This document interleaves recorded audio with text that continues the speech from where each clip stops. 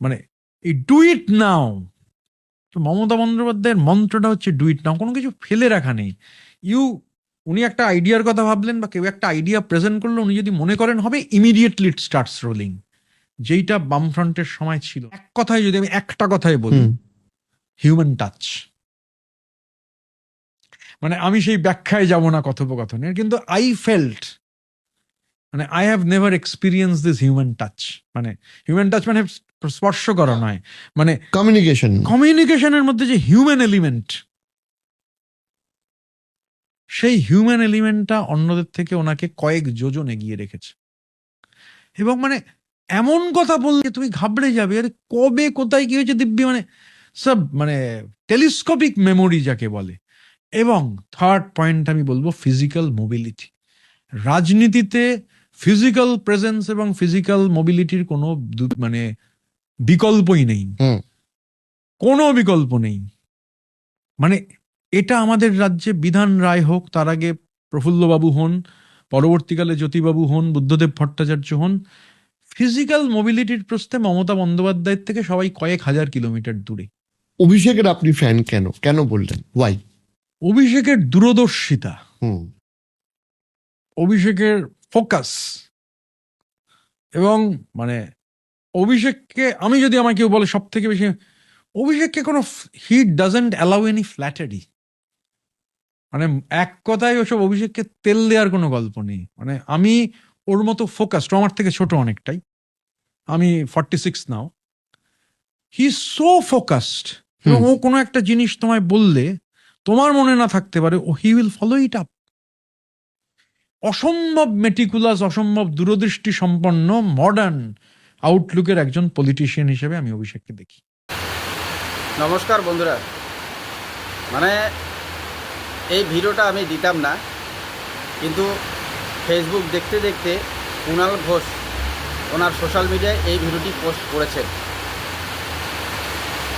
তো শুধু ভোটের, এই যে 26-এর ভোট হলো, ভোটের কিছুদিন আগেই এই ঋতব্রত তিনি এই মন্তব্যগুলি করেছেন।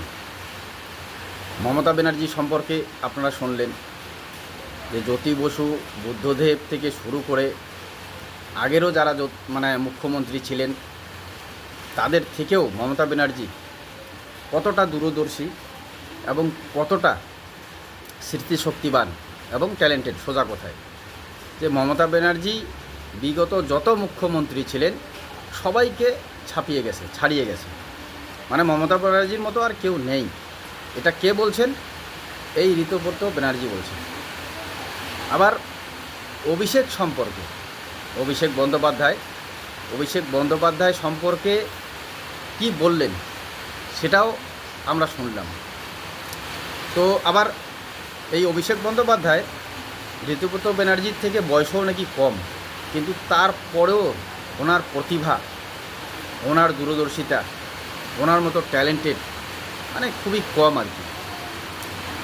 যার জন্যেই হয়তো এই ঋতব্রত ব্যানার্জিকে বর্তমানে এই যে ভোট শেষ হয়ে গেল, তারপরেই বিজেপি ক্ষমতায় আসলো, তারপরেই দেখা গেল তৃণমূলের মধ্যে ভাঙ্গন, দুই পন্থী, একটা কালীঘাটপন্থী আর একটা হচ্ছে এই ঋতব্রতপন্থী।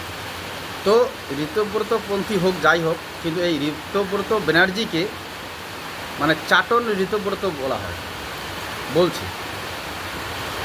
তো যার জন্যে আমি আগেও ভাবতাম যে কী ব্যাপার, এই ঋতব্রতপন্থী ঋতব্রতকে চাটন ঋতব্রত কেন বলা হয়। এই ভিডিওটা সামনে আসলো এবং এই ভিডিওটা আমি কমপক্ষে 2-4 বার দেখলাম। দেখার পরে এটা মনেই হলো যে হ্যাঁ, এটাই বাস্তব।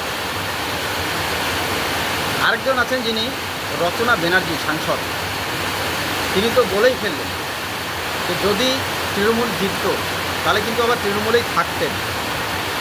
তো এদেরকে সকলেই যা বোঝা যাচ্ছে, এরা সুবিধাবাদী ছাড়া জনদরদি কোনো নেতা নেত্রী না। এরা মানে দল পরিবর্তন হয়ে গেছে, এখন অন্য দল ক্ষমতায়, তো কাজে নিজের সাধ্যসিদ্ধি করতে হবে এবং সেইভাবে কোথায় কীভাবে নিজেদের জায়গা তৈরি করতে হবে।